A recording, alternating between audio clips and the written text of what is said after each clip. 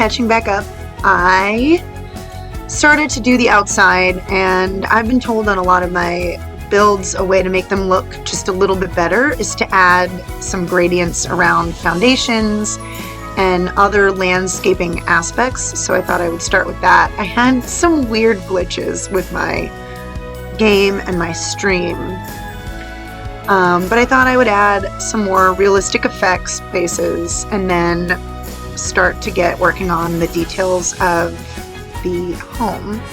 I can't hold my hands straight enough, so I had to spend money, real money, on making some sidewalk. As you can see, more glitches. This I made to make it look like maybe where the horses, like the horse-drawn carriages, and it's the 1920s, so like maybe they're super rich, and they have a motor car. There's no cars in The Sims unless you have a mod, so it's just for decoration for now.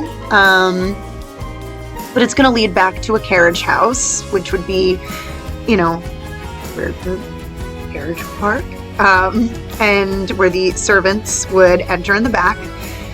The bricks don't match, but I stopped caring because I did such a good job actually making the path that I didn't want to change it. I got some decorative shrubberies. The chicken was in the way. Not even sure how the chicken made it out there. Had to give in and turn on move objects, which we all know I hate, but I don't understand why the hedge wouldn't just fit neatly in the corner.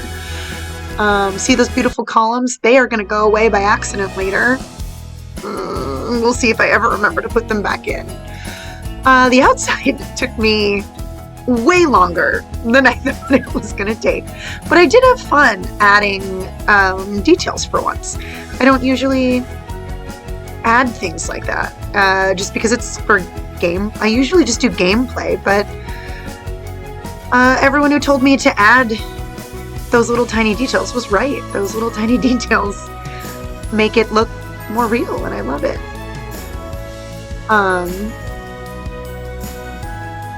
And now I'm noticing how long it took me to react to the one viewer I had.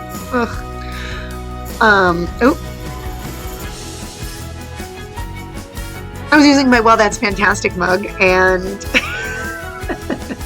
because my game kept glitching, so it was appropriate. I had to remind myself what all of the games were, the rooms were. So I looked it up, and in the 1920s, black and white tile was very popular, as well as parquet flooring. So I picked some elegant foyer parquet tile, and then parquet tile. And then I went with some wainscoting. I wanted the front entryway to be incredibly elegant, just because that's the way everyone was going to enter the home, and not everyone gets to go elsewhere in the family home.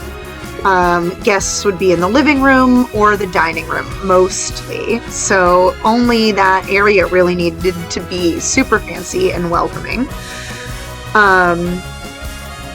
And so then I was playing around with doors, and there isn't just like a regular door. I just want The Sims to have a regular, looks like it's in your house door, without it being the dingy apartment door. Like, why?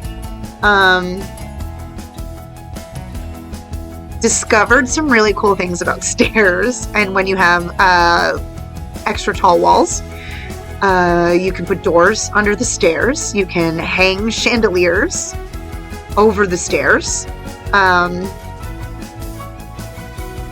Oh, this was me checking to see what the rooms were. Anyway, I'm adding the parquet floors. I got really excited to add fancy parquet floors into certain rooms because I figured those would be them. I did more basic parquet flooring in the bedrooms. I did carpet in the living room. And I did give in and make a closet next to the pantry just because, why not? The sunroom is not going to have any lights in it. I'm just going to use the natural light for that. I wanted to experiment with the wallpapering. So there is paint and wallpaper allowed in my challenge at this point. And I just feel like in the 1920s, they were still like, you were fancy if you had wallpaper, and you got really fancy with your wallpaper. My grandfather's house has the coolest wallpaper in it. So not that his house was built in the 20s, but I just wanted to, nor was it a mansion, but I wanted to like kind of nod to what I do know about builds from turn of the century eras, I guess.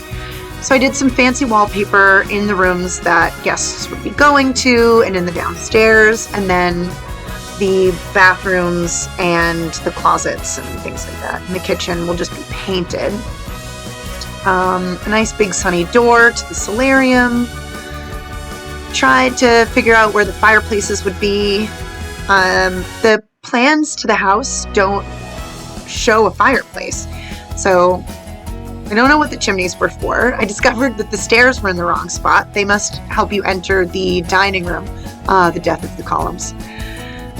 Which makes sense because you would go underneath cover and get dropped off into the dining room, I guess, if you were visiting, if it was inclement weather. So I played around with those and put fireplaces where I thought they would make sense. Just because I didn't think the chimneys would be decorative, and they may have had something to do with like the heating system, but that's not the thing in the Sims typically. I decided that lamps in the corners, lamps and sconces would be something that they would have. They're rich, so they would have lots of electric lights, so they would put lots of lights places. Also, they would be used to having a lot of light fixtures, because with gas lamps, you would need a lot to light the room. As you can see there in the pantry, I put gas lamps, and it does not light the room up as much as it does the other things. I put fans on the sleeping porch and in the solarium. The sleeping porch is going to be so much fun. Like, I'm not sure what I'm going to end up putting out there, but just the concept of the sleeping porch is honestly my favorite thing. And I would love to see, like, if someone still has one of these houses, like what they've done with it, what it looks like. Did they turn it into a 2-family home? What did they do with all those dressing rooms? Are they all walk-in closets now? Did some of them get converted to bathrooms? Things like that. I would just love to see it. Added outdoor lights, and I wanted them to look like fancy gas lights. I switched up where the trees were, moved them over, and put lamps. Made some minor adjustments to some outdoor things, and eventually started to move to the inside. This is where I'm painting the walls that were not wallpapered. adding some lights where I forgot some lights. I did find a picture of one of these houses. It's just the outside now, what it looks like now, and it looks like there's a grill on the deck on the second floor, so I am wondering if maybe it's a 2-family home now. One of my gravestones disappeared, and it was my first sim in my Generations challenge, and I'm going to be really sad if he's missing. Hanging up all the ribbons. The red one is not second place, the red one is first place, and the blue one is second place, but the Sims had to be different. That was pretty much it for all the stuff that I needed to put in the house that I had saved. It's also when I realized I may have lost the family photos that I've been taking, and I might have to recover a save and see if I can somehow figure out. Well, I guess if I build this and I put it in the gallery. Good plan. I discovered how to make counters fancy. I had never known it before, that you can hit the little gear and you can change it, and it makes so much sense now when I download builds how people have gotten their auto counters to be that fancy. They weren't doing auto counter, they were choosing the counter options that they needed. So I had a lot of fun in the kitchen. Um, and yeah, I did. I had a lot of fun in the kitchen. I put bread boxes and coffee makers and things that would just be out.